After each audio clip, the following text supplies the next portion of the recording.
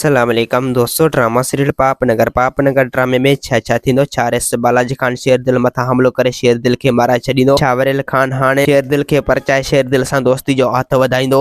मल्हार हाणे पंहिंजी शादी धाम धूम सां करे छॾींदो। त दोस्तों तव्हांखे सॼी कहानी ऐं अपडेट इन नंढड़ी ऐं छोटड़ी वीडियो में ॾियण वारो आहियां। दोस्तों वीडियो खे आख़िर ताईं ॾिसंदा थी सघे मुंहिंजे यूट्यूब चैनल अमीर जमाली खे लाज़मी सब्सक्राइब कंदा। दोस्तों सब्सक्राइब करण सां आवाज़ बैलेंस न करंदो, काफ़ी असांजी हौसला वधाई थींदी ऐं तव्हांखे बि वधीक वीडियो ॾिसण वटां मिलंदा। दोस्तों आवाज़ टाइम वेस्ट न करे हलो था पंहिंजी कहानी ऐं अपडेट जी तरफ। दोस्तों हाणे तव्हां ॾिसंदसि बालाजी खान जेको आहे पुलिस खे चई छॾींदो त तूं हेॾे पंहिंजो ज़ोर वधा ऐं मां हेॾे पंहिंजो ज़ोर थो वधायां। अगरि जेकॾहिं शेरदिल तव्हांजे रुख चढ़ी वियो त पोइ तव्हां उनखे लेटाए विझो। अगरि जेकॾहिं असांजो रुख चढ़ी वियो त पोइ असां उनखे लेटाए विझंदासीं। बसि तव्हां टेंशन न कयो। तव्हां उनजे मथां हमलो करे उनखे पंहिंजे अंजाम ताईं पहुचायो ऐं इन ॻाल्हि जी मां ज़िम्मो थो खयां त वरियल खान जेको आहे तव्हांखे कुझु बि न कंदो। पुलिस चवंदो त रेस बालाजी खान बसि तव्हांखे इहो ज़िम्मो खणणो पवंदो। अगरि जेकॾहिं वरियल खान जी थोरी बि ॻाल्हि थिए त पोइ उनखे तव्हां पाण मुंहुं ॾिजो। छो जो मूंखे इहो ख़ौफ़ थी पियो त वरियल खान जेको आहे DSP वटि वञी दाही न थिए ऐं मूंखे रिटायर न कराए छॾे। रेस बालाजी खान चवंदो त बसि पुलिस मतिलबु त सूबेदार तव्हां परेशान न थियो। इन ॻाल्हि जी मां ज़िम्मो थो कयां त वरियल खान जेको आहे ओॾे कॾहिं बि न वेंदो। अगरि जेकॾहिं ओॾे वियो त पोइ उनजी जा मां चारे तरफ़